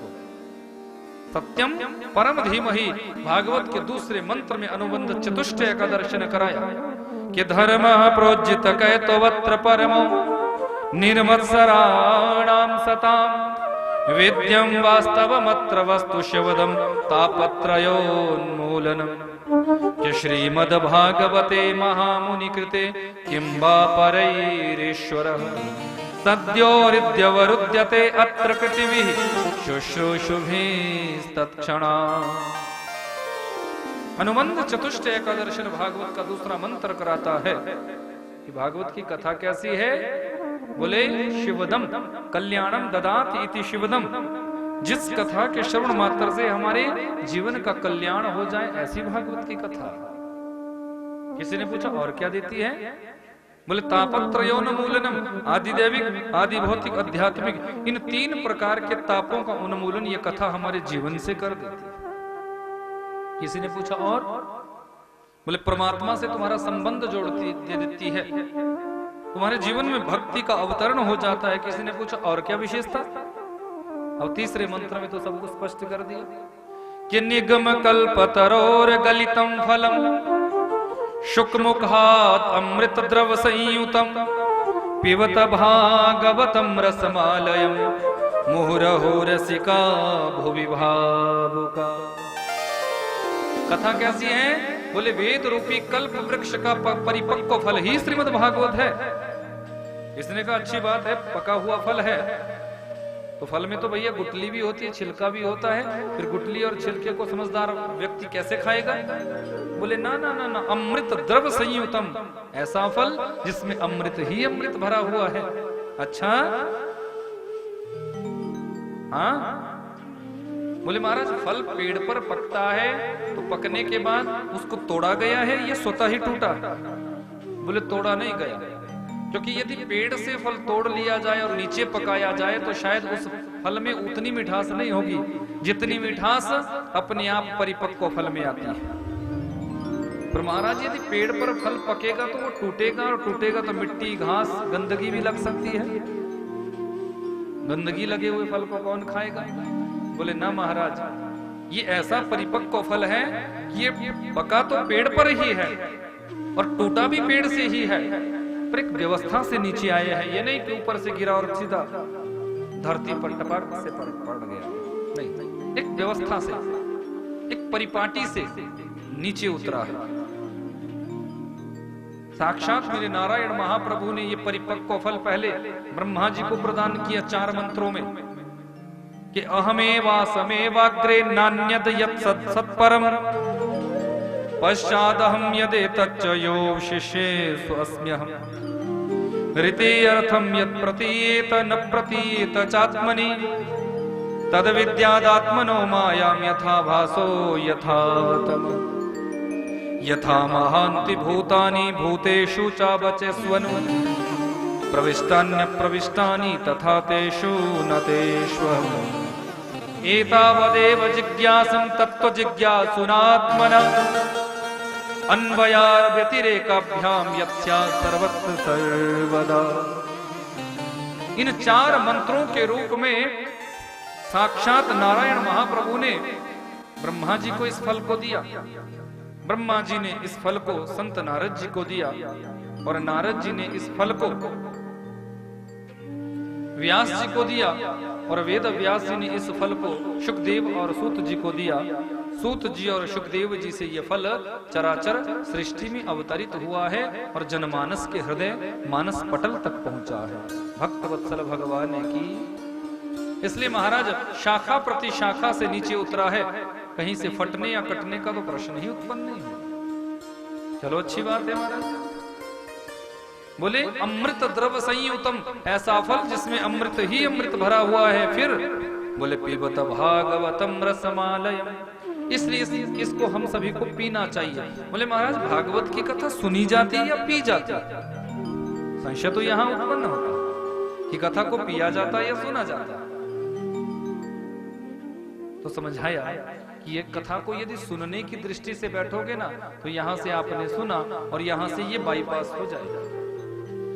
इसलिए कथा को सुनना नहीं बताया, कथा को तो पीना बताया। वेदव्यास जी ने क्या लिखा? बोले पीबत भागवतम रसमालय, बोले इस कथा का पान करो, इसको पियो। दोनों कानों से इस कथा का रसपान किया जाता है, तब जाके ये कथा आपके हृदय पर असर डालती है, तब जाके हृदय में अवतरित होती है, हृदय में उतर पाता है। बोले चलो ठीक है महाराज, कितनी बार पिए? अभी 4 दिन पहले तो आप कसौली में पिला रहे थे, और उससे पहले आप द्वारिकापुरी गुजरात में पिला रहे थे, उससे पहले आप शतडोल में पिला रहे थे, उससे पहले आप देहरा में पिला रहे थे, और उससे पहले आप मतियाना में पिला रहे थे। अब यहां पिलाना शुरू कर दिया, और इसके बाद कुनिहार में पिलाना प्रारंभ कर दोगे। बोले महाराज कितनी बार पिए, कितनी बार इस कथा का रसपान? बोले 1 बार नहीं, 2 बार नहीं, 4 बार नहीं, 10 बार नहीं, 20 बार नहीं, मुहुर्मुहु मुहुर्मुहु मुहुर्मुहु। जब तक इस कथा को पीते पीते हमारे हृदय में गोविंद का साक्षात्कार ना हो जाए, तब तक इस कथा का जीव मात्र को अपने जीवन में रसपान करते रहना चाहिए। ऐसी है भागवत की कथा। भागवत भगवान की, वृंदावन बिहारी लाल की, नंद नंदन सरकार की, तब जाके जीव का कल्याण होता है। कथा की महिमा बताई है, कथा की सार्थकता बताई है। आगे किस भाव से, किस रूप से कथा सुनाई सूत जी महाराज जी ने ऋषियों को, ये करेंगे कल के सत्र में चर्चा। 1 से 4 बजे का समय है कथा का, तो ठीक 1 बजे आप कथा पंडाल में आ जाइएगा, जिससे कि समय से हम कथा का आनंद ले सके और 4 बजे ठीक कथा का विश्राम करा सके। हमारे शर्मा परिवार, हमारे यजमान परिवार, जिन्होंने बड़े सुंदर भाव से इस कथा रूपी भागवती गंगा का प्रवाह आपके इस क्षेत्र में करवाया है, आप सभी इसकी अविरल धार में गोता लगाकर अपने मानस पटल को, अपने अंतःकरण को पवित्र करें, शुद्ध करें, और ठाकुर जी की भक्ति से अपने जीवन का संबंध जोड़े। ऐसा हमारा मनोभाव 7 दिनों तक यहाँ रहेगा। तो आप सभी आनंद से समय से आइएगा, नित्य प्रति कथा का यहाँ आनंद लिया जाएगा और भक्ति भाव से भगवान की कथा का आनंद होगा। आओ जरा एक भजन के साथ मैं आरती की ओर चलूं। जब तक आचार्य लोग आरती की व्यवस्था करेंगे, एक भजन को हम ठाकुर जी के श्री चरणों में समर्पित करें। आओ जरा भाव से मस्ती में झूमते हुए। ओ मेरे बांके बिहारी सांवरिया, मेरे बांके बिहारी सांवरिया, तेरा जलवा कहाँ पर नहीं है, नहीं है तेरा जलवा कहाँ पर नहीं है। मेरे बांके बिहारी सांवरिया, मेरे बांके बिहारी सांवरिया, तेरा जलवा कहाँ पर नहीं है, नहीं है तेरा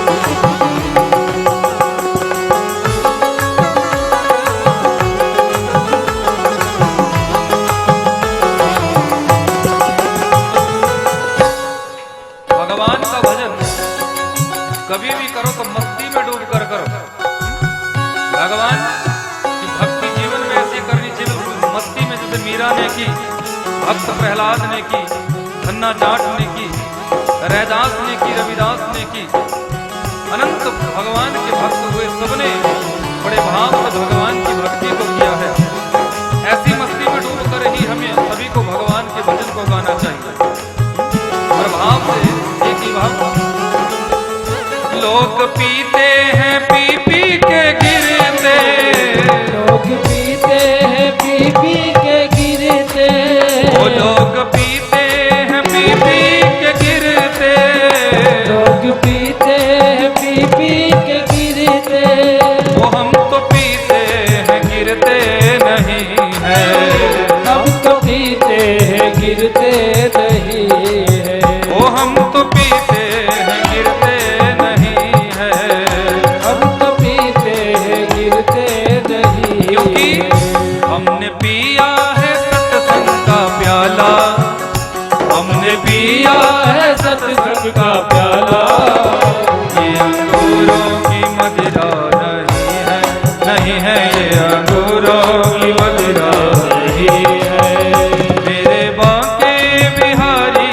सावरिया, मेरे बांके बिहारी सावरिया, तेरा जलवा कहाँ पर नहीं है तेरा जलवा हरि बोल है।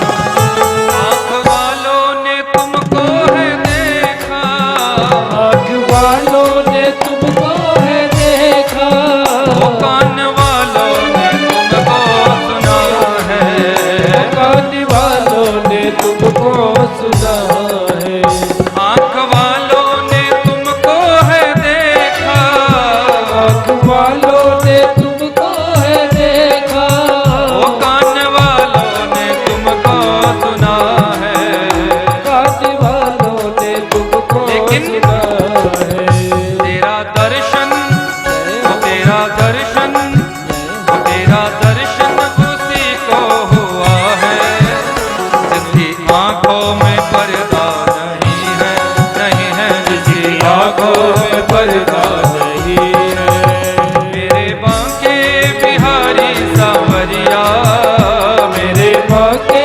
बिहारी सावरिया, तेरा जलवा कहाँ पर नहीं है तेरा जलवा कहाँ पर हरि बोल। है।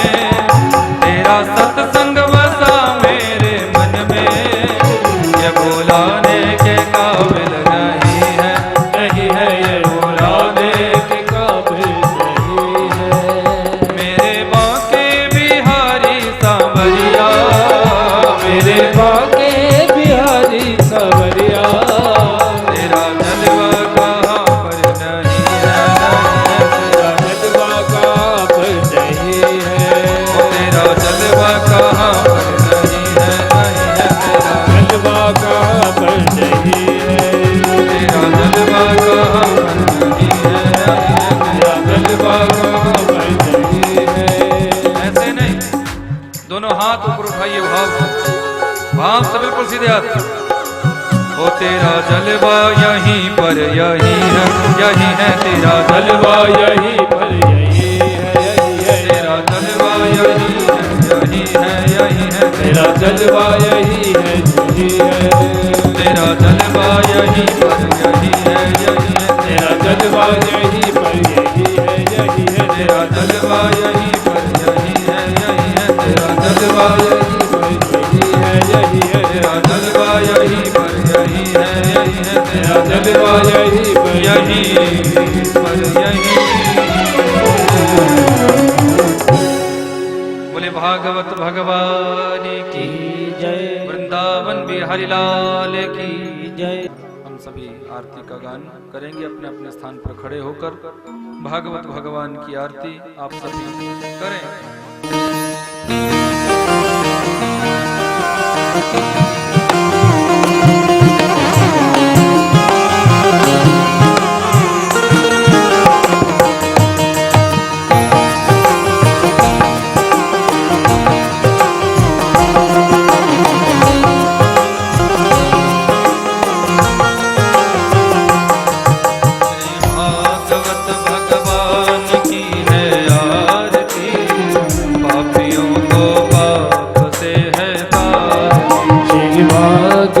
भगवान की है आरती, पापियों को पाप से है तारती।